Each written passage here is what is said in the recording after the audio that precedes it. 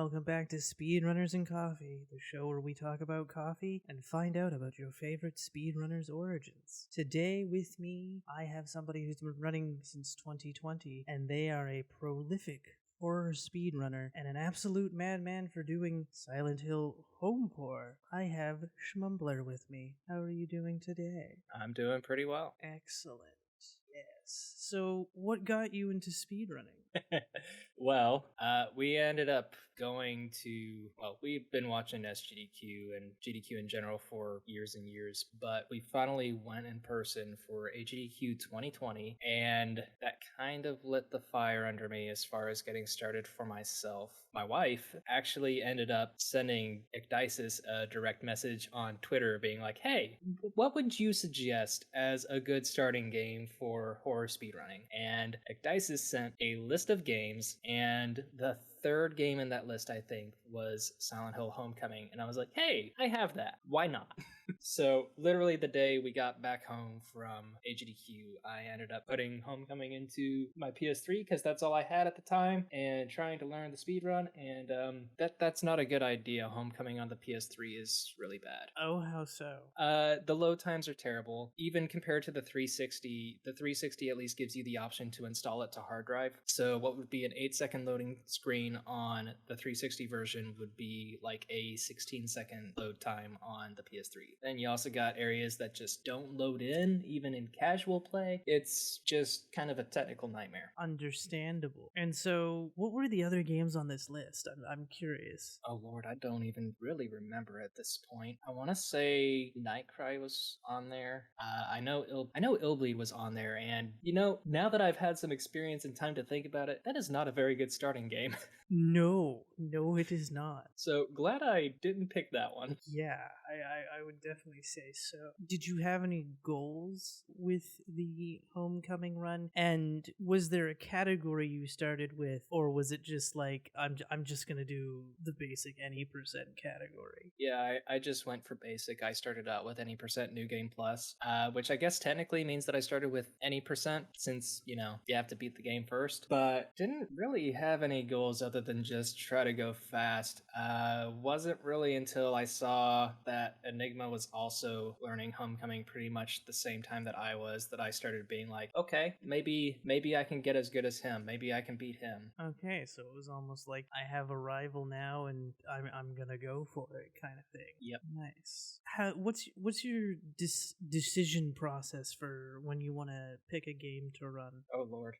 Decision making is usually just if the game looks fun and if it looks cool, then I kind of put it onto my mental checklist. But the thing about that is I probably have well over 100 games on that mental list, and I don't really start very many of them. I feel like if it's not a game that I feel ready to play casually right away, it just kind of gets put into the backlog. Speaking of games, is there a game that you absolutely love but could never run? Probably, but I feel like it would require me to actually try running it before I made that decision. Because, example of that would be Silent Hill 1.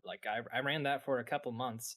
Got down to a 32-ish. I really don't even remember at this point because I haven't run it in probably 2 years now. And love Silent Hill 1.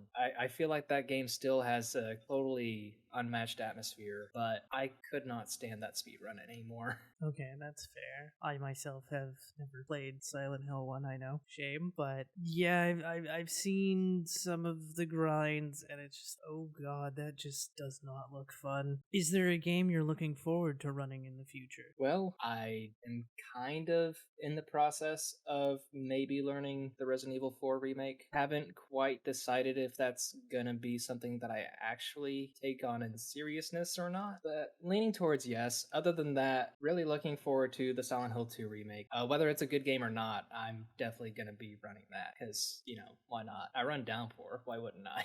Fair enough. I don't know, I've kind of also been looking at maybe branching out to some non-horror speedruns. I really like the movement tech that's involved in Sonic Frontiers. I've been tossing that around in my head a bit lately. Any other Sonic games that you would also consider running, or is it just Frontiers at this point? Pretty much just Frontiers right now. If if I did start running that and I had a good time, I might go back to the other ones because movement in Sonic is typically just really broken in general, especially in 3D Sonics. But that's something I think I need some experience with first. That's fair. I have no experience with Sonic games for the most part in terms of speedrunning. I think the only 3D one I beat was Sonic Forces.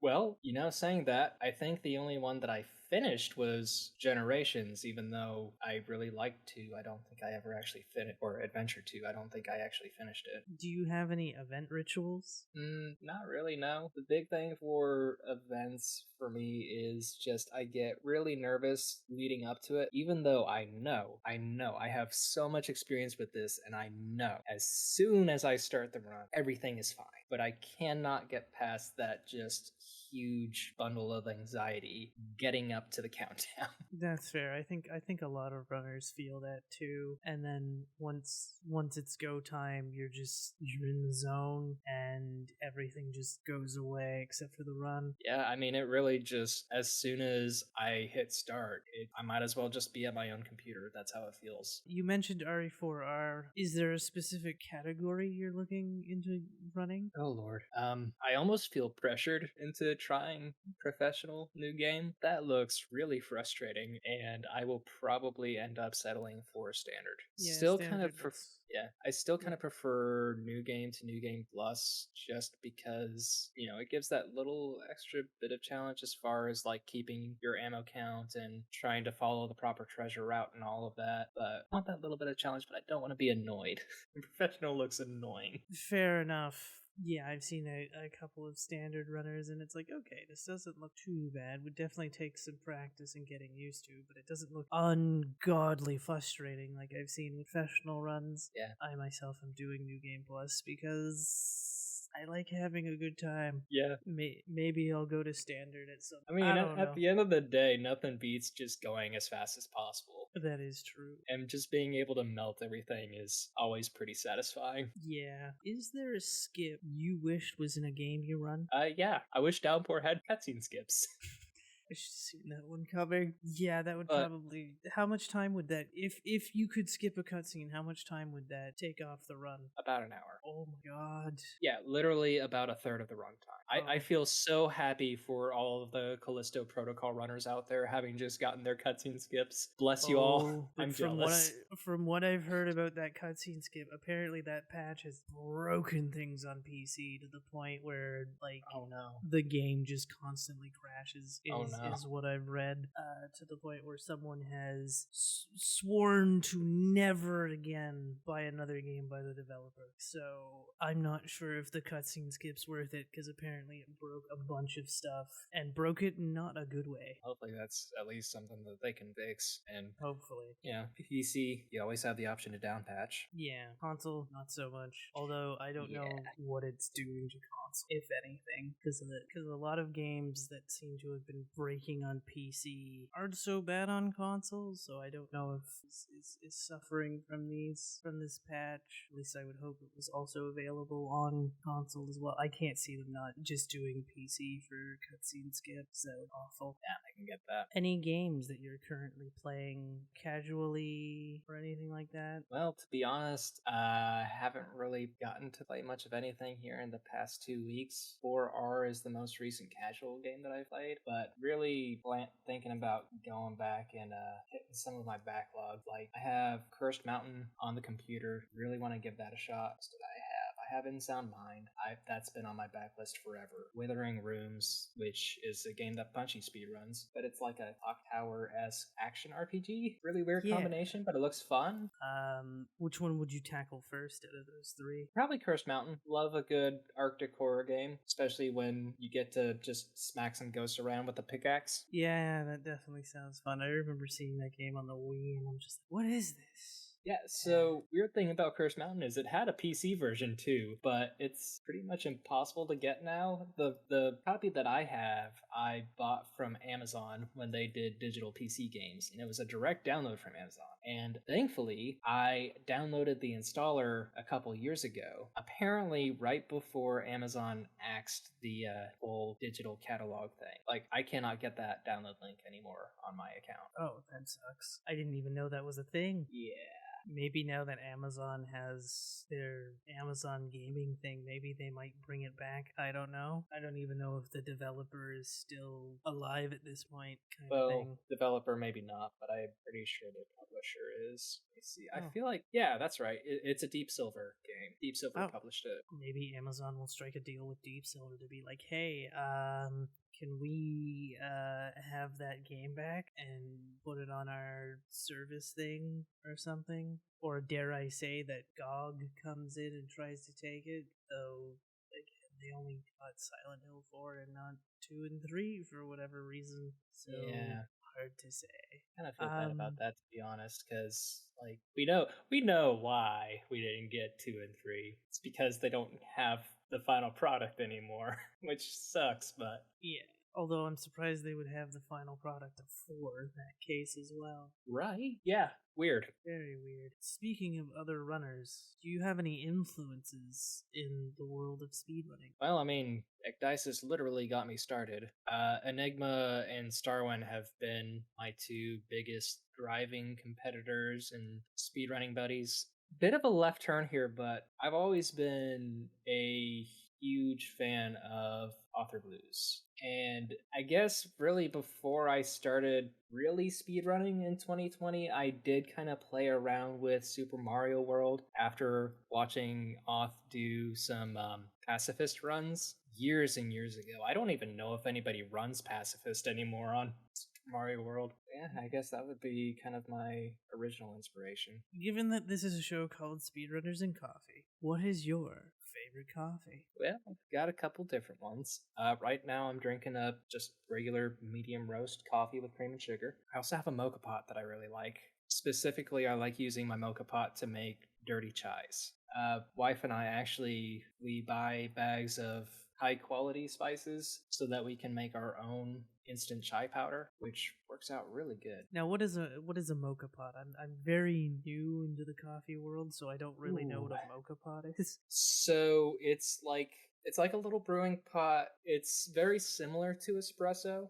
You just you don't use as much pressure to concentrate the coffee, but instead what it is like you have this like little pitcher pot that sits on top of a water reservoir. And in that water reservoir, you also have your coffee filter that you grind your beans and you put it into, and you put that directly on the stovetop or a hot plate, and the water boils into that coffee grounds puck, and the pressure of the steam from the water boiling is what pushes the coffee into the mocha pot above it. So it's very strong, not as strong as espresso, but still works perfectly good for making mixed drinks like lattes and whatnot. Nice. And is it complex to do, or is it like Oh no, what's the difficulty? it's real easy. If you can grind your beans, you're good. That's the hardest part. Like Okay. it's literally just you fill it to the line in the water reservoir, you grind your beans and put it in the filter, and then you screw the pot on top and you just set it on the stove until it's done. And making your own, like you mentioned, getting high quality spices. Is that something that's difficult to do, or is it just No, knowing what you like? we don't live there anymore, but we used to live in Nashville, and there was a spice shop there that is, I mean, it's a chain, but their entire store identity is just spices, and so we order them from that store online and have them delivered. But the hardest Okay. part about making that powder is just like all the spices are already ground and powdered, but some of them are more coarse than others, so we have to grind it ourselves at the end.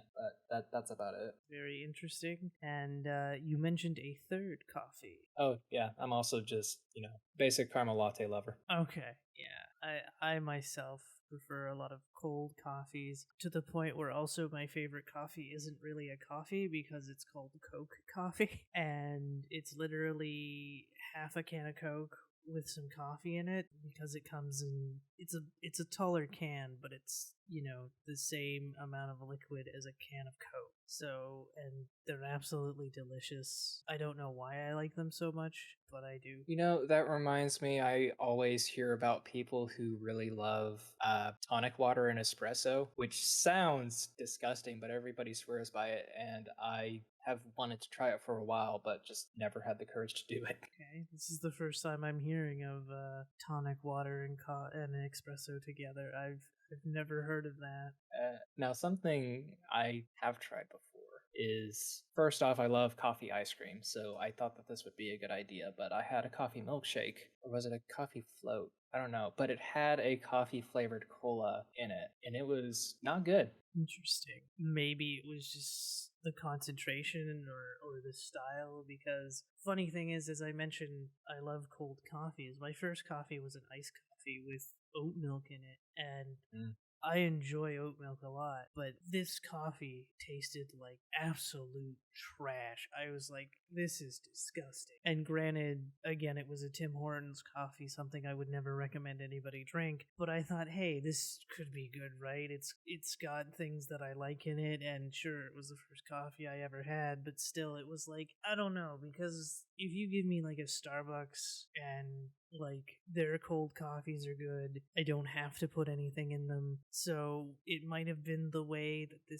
that place prepared it, or maybe it's just the style didn't mesh well or something like that. Yeah, I mean, you never really know. Yeah, until you try it, and then it's like, I either like this or I don't. Like, I never thought Coke coffees would be a good thing, but then I Yeah, had one, and it was not great. gonna lie, that sounds really sketchy to me. That's fair. I mean, the vanilla ones taste like a vanilla Coke. I've never been able to find the caramel ones, nor the zero versions, because apparently the zero versions, as far as I'm aware, are exclusive to the United States. And that may be the case with the caramel ones too. I don't know, but I definitely recommend the dark roast ones. All right. Oh, now that I think about it, there is actually one cold coffee drink that I do a lot, and it's with instant coffee. Okay. And it's just instant coffee, get it a little bit wet, and then put in brown sugar and a little bit of maple syrup, and then fill the rest of it with milk. Any particular kind of milk, or have you I mean, experimented with that part? it's never really like it all tastes different, but I like all of it. I think oat milk is my favorite. Yeah, But I'm a nurse. I work at a hospital. I'm kind of limited in what I can get, so I just take what I can find. A lot of times I don't even get the brown sugar, which is really what kind of makes it, and I'll just have to settle with the like individual sugar packs. okay. Yeah, that's fair. I used to do almond milk a lot, but when somebody suggested oat milk, I haven't gone back. It's just too good, and I don't know what it is about it that makes it so good. Yeah, I love oat milk. It's just sometimes a little too expensive for the budget. That's fair. Although in Canada it's weird because cow milk seems to be the more expensive out of all the milks, and I don't understand why. Oh, the other three, soy milk, almond milk, and oat milk, they're all priced similarly, but for whatever reason, like cow milk is like double the price, and it's like, why? I don't get it. I feel But like that might be true here too, but I'm not positive because honestly, we only ever buy the almond milk because that is significantly cheaper than the oat milk here. That's fair. Getting back to some speedrun related questions, what do you do to not burn yourself out of speedruns? I am a creature of habit. But seriously though, I just take breaks. I have several different games that I run. If I get burnt out on one, I just switch to another. And the hardest thing for me to do when I'm burnt out is to start a new speed run because I don't know. For some reason, starting a new speed run seems like more exhausting to me than just keeping on the one that's burning me out. But it's nice to jump back and forth, and honestly, I think Downpour has kind of become my comfort run. Okay. So like whenever I'm tired of everything else, I'll just kick on Downpour because it's a chill run. I know it really well, and lots of breaks. I actually have a question about Downpour. Would you recommend that somebody runs that on a PS3? No. Well, as far as like learning the run, yeah, that's fine. Downpour has the misfortune of being timed RTA for the simple fact that Downpour's in-game time stops counting once you get to the final boss. So everything from the start of Frank onward doesn't count. Seems very odd. Yeah, don't really know why. Even if you finish the game and go back to the main menu and look at your stats there, it's still the time from before Frank. don't really understand why, but it just ruins any hope of in-game time being feasible. So because of that, and because Downpour is backwards compatible on the Series consoles, that's pretty much the only way that you can be competitive, unfortunately. Because even between Series X and Xbox One X, that's still a solid 3-minute time difference just based on loads. Damn, and is that without upgrading a series, or not a series, an Xbox One X's hard drive to an SSD? No, it's not. But from what I've seen, swapping to an SSD on those older generation consoles only helps with Downpour so much. Because you can do the same with the PS3 where you swap out to a solid state drive, but a PS3 with a solid state drive is still slower than an Xbox One. And pretty significantly too. Like on the Xbox One, I want to say the fastest time ended up being like a 235 something. The fastest PS3 time that I know of is like a 242, and that was on a solid state. That's kind of significantly slower. Yeah, but as far as learning the route, it's fine. There is some weird shenanigans with Series X specifically, enemy behaving differently and AI having some odd things about them. Basically, yeah, they're just way more aggressive on Series X, which weirdly makes them easier to deal with. Apparently, Deadly Premonition has some shenanigans on Series X as well. Oh boy. Oh, Deadly Premonition. If I could stand the tank controls in that game, I would pick that up for Series X. I feel like if you could stomach the tank controls, Series X Deadly Prem would be faster than PC, because the load times on Series X are just instant.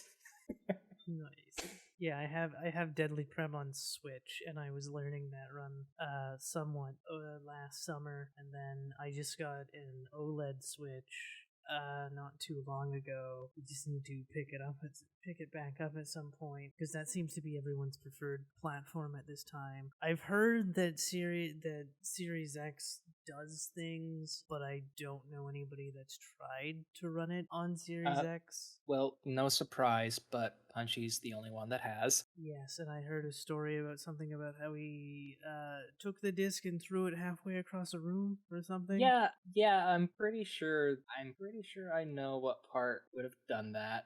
He was complaining a lot about the chase sequences in the car, because just randomly, for seemingly no reason, the game would just fail your pursuit even though you were perfectly well within range. Interesting. Now that's something that hasn't really been tested because it was just Punchy and Punchy got mad. But it's always possible that might be something where reloading from a checkpoint might fix it, kind of like how the other platforms do to prevent crashing. Yeah, like restarting in Chapter 9. Yeah. In the Switch version. From what I was told about the PC version being faster, it depends on your hardware specifically. So if you don't have a powerful enough PC, it depends on your hard drive if you can even get it to run. That too. And I'm told the GOG version doesn't help with anything. No, it doesn't. And honestly, at this point, neither does DPFix. Like on my current setup, I tried to get PC Deadly Premonition running just to play it. I wasn't even planning on speedrunning it, and for whatever reason, the game stutters so badly that it's playing at roughly 5 frames per second. Ouch. Thank God Deadly Premonition 2 PC is okay. Yeah, the only issue I've had with that is sometimes it doesn't recognize my controller.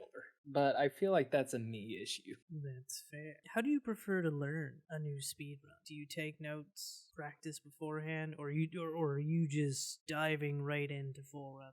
Kind of depends on the game. Usually I'll prefer to play through it casually just to kind of get used to the general mechanics. But if it's a game that doesn't hardly use the mechanics to begin with, like Cryostasis, where you're skipping the entirety of every level, I'll just boot up the world record video and follow along. And is there any, are you following along beat for beat, or are you going okay, for 10 minutes of this run and then you pause the video and then you practice that part, or until you think you've got it down enough and then continue on, or I always go straight through all the way. For me, learning the general path is what's going to take me the longest amount of time. So I prefer to go from start to finish just so that I can go ahead and get that into my head. The practice for like individual tricks and stuff, I feel like that'll come with the runs. I don't mind my first runs being the worst thing anybody's ever seen. That's quite fair. If you could create a game, entirely different genre, and add it to your favorite series, what genre of game would you add? You know, I feel like I had an answer for this at some point. Honestly, I feel like Silent Hill would lend itself really well to a point and click. That's an interesting choice. Like, would you just take would you make it an entirely new story, or would you take one from an existing game and then turn it into a point and click? Definitely a news story. I know I'm in the minority on this, but I'm not a fan of new versions of media tackling the same story over and over again. That's one of the reasons why I love Shattered Memories, because it was one, but it was different. I also really liked this first Silent Hill movie because it wasn't just Silent Hill 1. Like, I like new things, even if it's familiar but different. That is fair. And you know, actually, I would also really see Resident Evil being a third-person tactical strategy game, like a StarCraft type Resident Evil game. Okay. RTS Resident Evil. That'd be interesting, but I could see it work. Yeah, I could see that working. What is your opinion on IGT versus RTA? RTA is the easiest. IGT is the most fair, usually. If the IGT is reasonable, I'd say that that's probably gonna be the best bet in general, just because it does tend to remove pay-to-win type situations, but there's not always gonna be an IGT that works for a game, unfortunately. And then you always have those weird outlier situations like what recently happened with Silent Hill 3 and the supply key mashing. Oh, yes. Oh, yeah. I remember that well.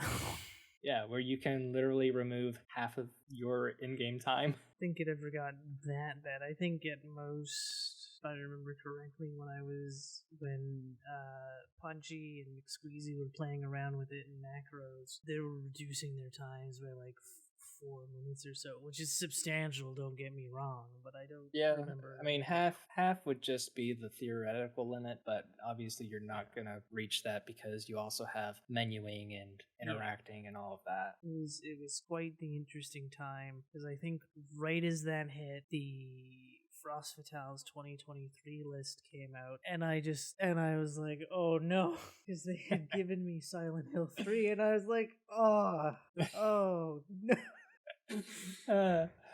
Yeah, so that was a time. That was a good run, though. Like, that was how I ended up finding out about you and following you. Yeah, because I was like, oh, haha.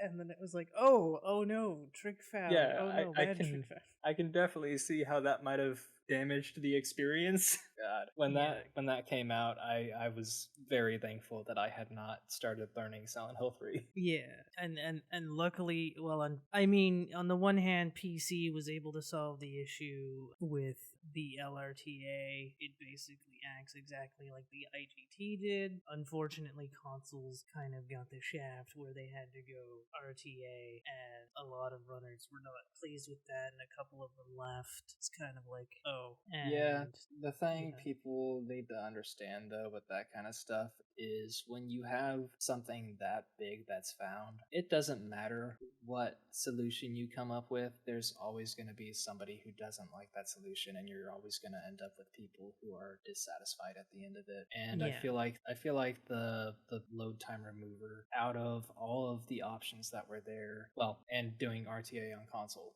it's just the most fair solution that could have been come up with. And I mean, I'm not a mod for Silent Hill 3, let me put that out there, nor do I run the game, so my opinion doesn't mean as much as somebody like you who does. But if console stayed IGT, there's no way that anybody could have caught somebody who just did a little mashing of the supply key.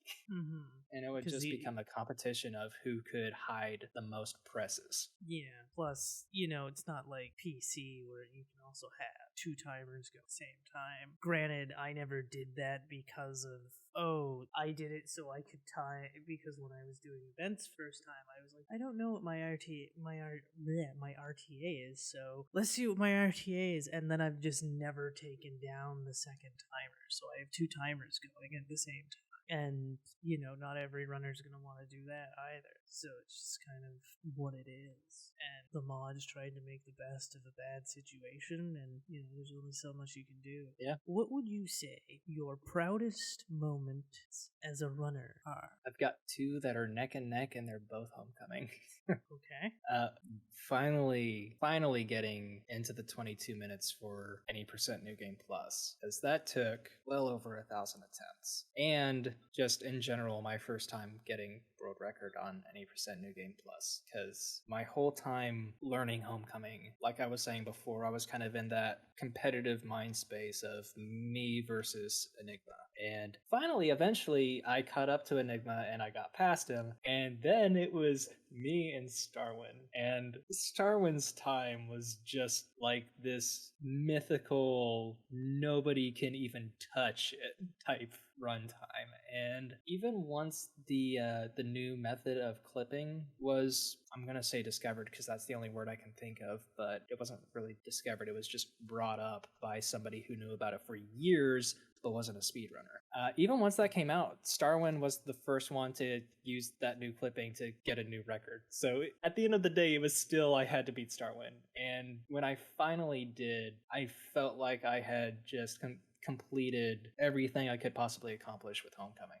Okay. And what would be the second? The 22. Okay. Yeah, Homecoming being my first game, it's just meant a lot more to me than a lot of the other runs that I do. Homecoming's the first Silent Hill I ever beat. I feel sorry for you. Yeah, I got it on 360 back in the day, and I got all the achievements for it, and it was the only one that I beat for several years, because I didn't have a PS2 or a PS1 when Silent Hill was at its peak, and so I never came across the Team Silent ones, and then I was like, I like horror games, let's pick up Homecoming, and that was my first experience with Silent Hill. The funny thing about Homecoming is I played Homecoming after playing 1 through 4, and I knew going into it that it was one that everybody didn't like. So when I played through it, I was like, this really isn't that bad.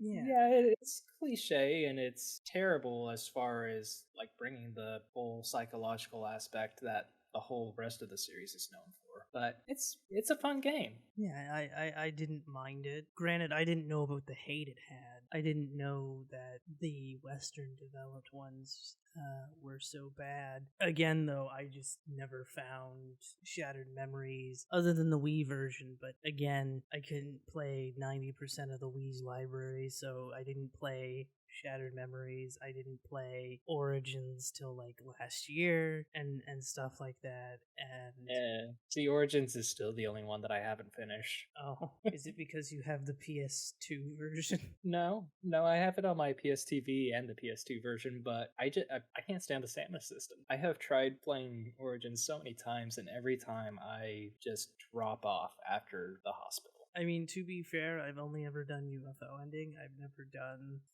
any %. And in UFO ending, you can use the tracksuit, so you don't have to worry about stamina. Yeah, I really need to just suffer through the game and finish it so that I can get the tracksuit and do some UFO and New Game Plus runs. I feel like I would actually have a chance of learning the game that way. But I even tried learning the any % route, and like that was my intention. That was supposed to be the third Silent Hill game that I ever learned, and I couldn't do it. Have you tried it now with Punchy's 14 energy drink method? No, I have not touched it long before Punchy ever found that. Because that's how I got into Origins, was when he was preparing that for a hot fix, and he just went through all the categories, and I'm like, oh, UFO ending looks pretty decent. It's the one run that I recommend for anybody that wants to do Silent Hill game and doesn't know like which one to go. Origins UFO ending is pretty comfy, not a lot of RNG puzzles or anything like that. It's just,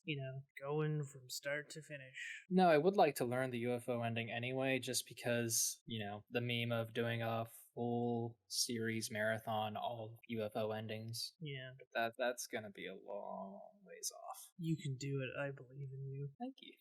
So we've gone over your highest moments as a runner, but what are your in contrast? What are some of your lowest moments as a runner? Well, I feel like I haven't really been running long enough to have very many lows. I will say the worst that I've ever felt about speedrunning was actually kind of here recently. I ended up getting into one of the horrible games marathons, but so much life stuff happened just before that I ended up going into the marathon having had zero time to practice the runs that I was doing, and ended up getting to a point in one of my runs where I chose the wrong dialogue, which would have made the run like practically impossible. Like it would have added at least 10 minutes to it. So I was just like, at this point it would literally be faster for me to just restart the run than continue on with the mistake that I made. And just a little bit embarrassing. Yeah, that does sound a little unfortunate. Sometimes stuff happens. I'm sure it was still entertaining. Yeah, I feel like that's one thing I can say is I've never felt really all that bad for not doing super well in a marathon setting, because, speedrun marathons, the people that are watching you, they're not there to see a world record. They're just there for the entertainment, and, chances are you're running a game that they've never seen the speedrun for. They don't really even know if you're doing bad or good unless you specifically say something. And I feel like that happened with my first marathon appearance, because my first marathon was freaking SGDQ 2020 with Homecoming doing All Bosses New Game Plus, and I butchered that run. My PB at that point was a 44 and I finished at 58, but we had a good time. I feel like we kept it entertaining. Every now and then I'll go back to the YouTube VOD for that, and that seemed to have been everybody else's consensus as well. So I try not to get in my head about doing poorly in a marathon setting. Final question: where do you see yourself in 5 years, speedrun wise? In 5 years, I will probably have a career change. I have a plan, or we have plans for. I can't talk sometimes. Don't worry about that. I'm planning on going back to school to get my next level of degree. And once that happens, I should have more spare time. So I should be relatively in the same place, but being able to do more runs. And I think that's kind of the big issue with me trying to get some of these games off of my backlogs, is because I've got games like Deadly Premonition, like Illbleed, these runs that are like 2-3 hours long, and I just don't have time for them right now. I feel like in 5 years, you'll probably be seeing more multi-hour runs from me than these 20 to 30-minute runs that I like to do currently. Okay, that's fair. Well, I would like to thank you for being on the show. It's been an absolute pleasure. But if people want to find you, where can they find you? So you can always find me at twitch.tv/Shmumbler. Twitter, same username. Co-host, same username. I'm pretty much Shmumbler everywhere. I do have a Discord server. Don't go on there. I don't use it. Nobody is there. It is a wasteland. If you want to talk to me on Discord, best thing to do is to go to the Clock Tower Discord server. That's our stream team. And honestly, at this point, that's where I spend most of my time. All right. Well, thank you once again, and we will see you all next Saturday. Bye-bye, everyone.